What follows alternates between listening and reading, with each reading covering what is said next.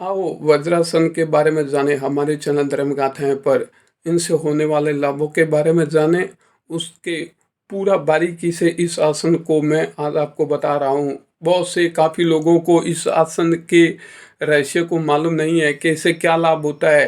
तो मैं इस आसन को बारीकी से और गौणिकता से आपको बता रहा हूँ। तो इस चैनल के माध्यम से आप इस वज्रासन के बारे में लाभ उठाइए। तो हमारे चैनल को देखने से पहले यार लाइक और सब्सक्राइब कर ले। तो वज्रासन आसन करने के क्या लाभ हैं? तो बहुत से लोग कहते हैं कि यह खाना करने के बाद अगर इस आसन को किया जाए तो यह खाना पच जाता है। कुछ लोगों का मत है कि इस आसन को करने से वज्र की तरह बन जाते हैं, लेकिन जो पहले जो बोल रहे हैं कि इससे खाना पच जाएगा, तो यह कदाचित भी नहीं है, मूर्खों वाली बात है। इससे कदाचित भी आपका भोजन नहीं पचेगा। आपको खाना करने के बाद आपको टहलना या चलना पड़ेगा, तब आपको वह खाना पचेगा। आपका डाइजेशन सिस्टम बहुत मजबूत रहेगा और आप निरोगी रहेंगे, आपकी लंबी आयु रहेगी। नहीं तो आप नहीं चलोगे और तो आपकी अल्पायु ही रहेगी, आप रोगों से ग्रस्त हो जाएंगे। तो जो दूसरे नंबर पर जो व्यक्ति कहते हैं वज्र की तरह बन जाते हैं, ठीक है, हाँ ये बात अच्छी है कि वज्र की तरह बनते हैं। क्यों बनते हैं, इसका कारण क्या है, अभी तक किसी को मालूम नहीं। बस ये वज्रासन कर लो वज्र की तरह हो जाते हैं। तो इसका बारीकी से जो कहते हैं कि वज्र की तरह, तो हम उनको बारीकी से बता रहे हैं कि क्यों यह वज्र की तरह बनते हैं। तो चले, तो हमारे शरीर का जो सातवां धातु मोस्ट है वो शुक्र धातु है।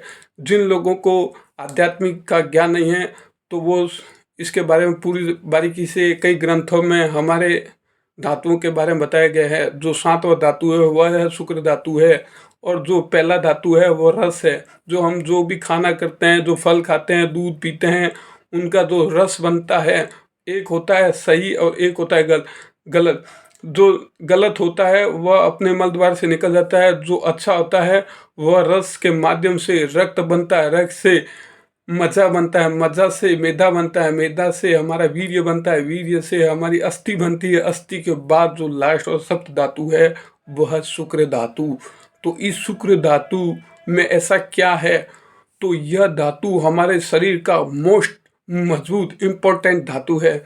इस धातु को हमने अगर बचा लिया, 1 साल तक ब्रह्मचर्यता कर ली, तो मानो आप में इतना तेज ओज और विवेक बुद्धि और आपके संकल्प सिद्धि, और आप किसी भी रोग से नहीं मरेंगे। मैं आपको यह कहता हूँ, हाँ कुछ नियमों का भी पालन करना पड़ेगा, लेकिन आपके अगर शुक्र धातु सही ब्रह्मचारिता से रहेंगे, काम वासना में छीण नहीं करेंगे, तो मैं आपको यह कहता हूँ आप किसी भी असाध्य रोगों से नहीं मरेंगे। चाहे आपको शुगर हो, कैंसर हो, किसी भी तरह के रोग आपको नहीं मार सकते। अगर आपका सातवां धातु, फिर सुन लीजिए, आपका सातवां धातु शुक्र अगर आपने ब्रह्मचारिता रख ली, काम वासना में उसको खराब नहीं किया, तो मैं आपको कहता हूँ आप दीर्घायु जिएंगे और आप किसी भी रोगों से तो ग्रस्त नहीं होंगे। मैं आपको यह दावा करता हूँ। तो अब इस आसन को क्यों, और यह कारण क्या था कि इससे शुक्र धातु बच जाए, और धातु तो सारे धातु अपने अपने कार्य में लग जाते हैं। हमारे अन्न खाने के बाद 2 से 3 दिन में हमारा रस से रक्त बनता है, और फिर उससे कुछ 1 हफ्ता बाद में मजा बनता है, और मजा से कुछ फिर दिन बाद में हमारा मेदा बनता है, और मेदा के बाद में हमारा वीर्य बनता है, और वीर्य से हमारा अस्थि बनती है, और अस्थि के बाद में जो सातवां धातु है वो शुक्र धातु है, वो सबसे लास्ट है, वो बच जाता है। वही सबसे हमारे शरीर का महत्वपूर्ण धातु है। तो इस धातु में इतना बड़ा लाभ है कि हमारे शरीर को मजबूती प्रदान करता है। जो लोग कहते हैं ना कि वज्र की तरह बन जाते, तो हाँ, यह धातु अगर बच गया तो ये हमारे हड्डी के अंदर और बाहर, और लीवर, किडनी, हार्ट, ब्रेन, रक्त, जो भी तरह के हमारे शरीर के अंग है, वह अगर उसमें शुक्र धातुओं को अगर रहेंगे तो हमारे शरीर में कोई भी तरह का रोग हमें नहीं मार सकता, ग्रस्त नहीं कर सकता। इसलिए हमारे ऋषियों ने इस शुक्र धातु को मोस्ट माना है। तो उन्होंने कई अटकलें आसनों पर लगाई है। इसलिए हमारी गैरंड संहिता में इस आसनों के बारे में बारीकी से बताया गया है कि सुखासन, पद्मासन, हलासन, कई तरह के आसनों के बारे में अलग अलग लाभ बताए गए हैं। तो इन आसनों में वज्रासन भी अपना एक अलग कार्य और एक लाभ देता है। तो यह आसन करने से आपके शुक्र धातुओं की क्षीण नहीं होते, यानी कि खराब नहीं होते हैं, और आप इससे ब्रह्मचार्यता का पालन भी रहेंगे और आपका शरीर भी निरोगी रहेगा, रोगी नहीं रहेगा। तो इस आसन के करने की विधि सबको मालूम है। हमारी जो टांगे होती है उसको फोल्ड करके बैठते हैं। तो यह जब हम उस टांगों को मोड़ के जब बैठते हैं, और तब हमारे उसका जो पंजों से लेकर जो खून का फ्लोर है वो हमारे पेट पेट से हृदय, हृदय से मस्तिष्क की ओर फ्लोर करता है। तब उसके खून के साथ हमारे ऑक्सीजन के प्राण चेतना के साथ वह शुक्र धातु नीचे से ऊपर की ओर बढ़ते हैं। तब हमारे शरीर में वह ऊपर की ओर जाते हैं, तो उनसे हमारे शरीर का विकास मजबूती से होता है। वो हमारे लीवर में, किडनी में, हार्ट में, ब्रेन में जब जाते हैं तो हमारे शरीर में ओज तेज, जो हम कहते हैं ना कि हमारे इस व्यक्ति में इतना तेज ओज है, यह प्रकाश में है, जो गुणी है, विद्या है, ज्ञानी है, तो उसका आप समझ लिए शुक्र धातु बहुत मजबूत है। उसने अपने ब्रह्मचार्यता का पालन किया है, इसलिए वह इतना तेजस्वी है।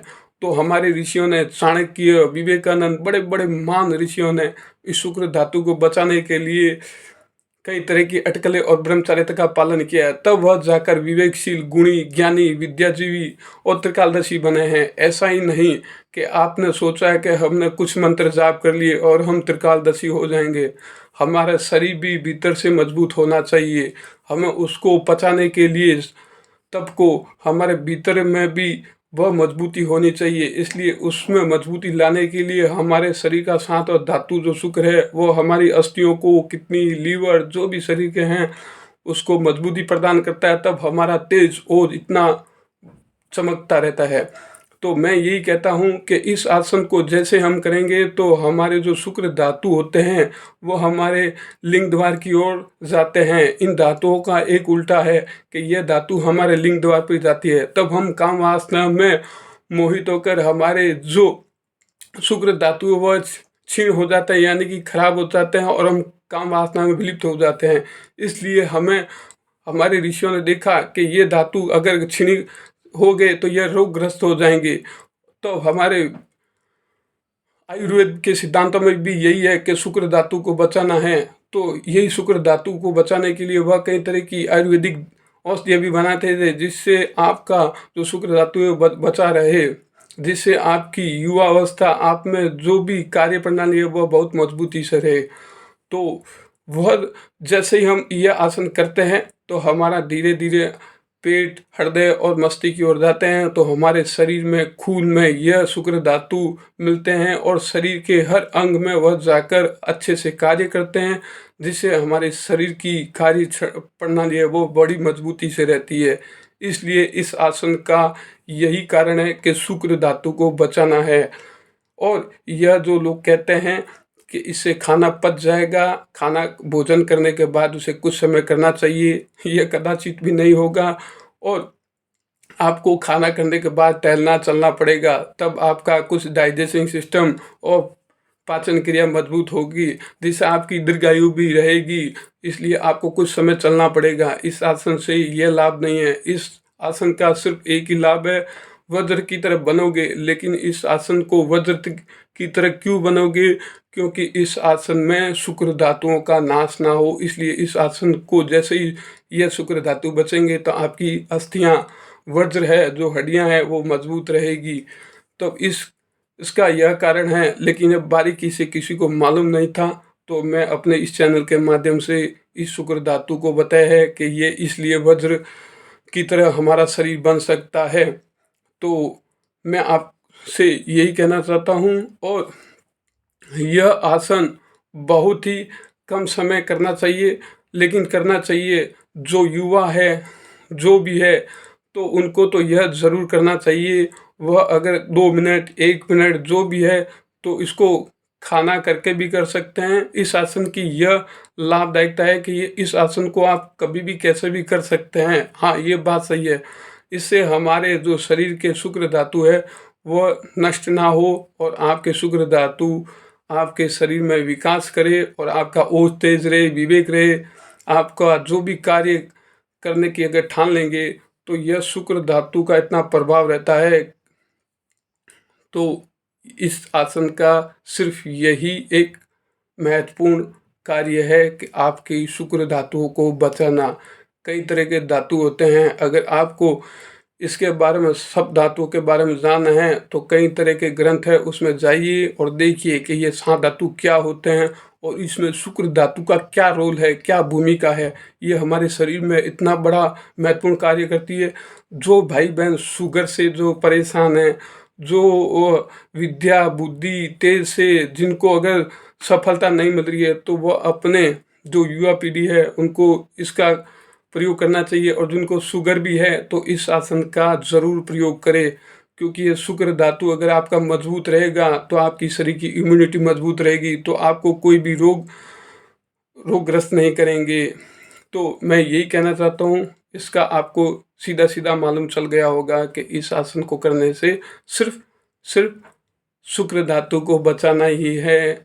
आपको अगर खाना पचाना है तो पैदल चलिए, और अगर आपको वज्र की तरह बनना है तो कुछ समय इस आसन का प्रयोग कीजिए। अब कैसे करना है, क्या करना है, ये आप पर निर्भर करता है, लेकिन इसे कुछ क्षणिक समय ही करें, जिससे आपकी नाड़ी है वह शुक्र नाड़ी है वह ऊपर की ओर चलेगी। इस आसन को करने से तो आपके शुक्र धातु नीचे की फ्लोर की वजह वह ऊपर की ओर जाने लगे। इस धातु का एक कारण और है कि हमारे 7 धातुओं में ये 7वां धातु हमारे लिंग द्वार की ओर जाता है, जिससे हमें कहाँ वासना हो जाती है और हमारे शुक्र धातुओं का नाश हो जाता है। तो इसलिए हमारे ऋषियों ने इस आसन को करने की अटकलें लगाई, और इससे हमारे खून के फ्लोर के साथ और ऑक्सीजन के साथ और यह धातु ऊपर की ओर जाए, जिससे हमारे शरीर में विकास हो, तेज ओज हो। तो इस कारण इस आसन का यही कारण है। जय माँ गायत्री, जय शिव।